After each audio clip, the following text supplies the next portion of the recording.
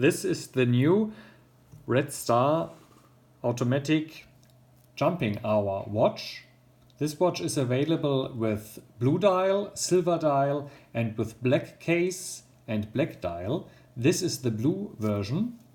The stainless steel case has 44mm diameter and the crystal back shows the Seagull caliber ST17. Very nice, decorated in a blue rotor for the blue dial. And certainly the special about this watch is how it works.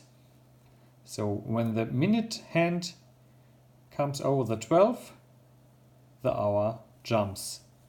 Jumping hour, and again, and again.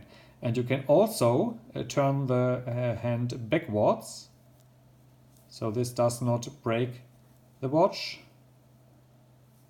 and forward.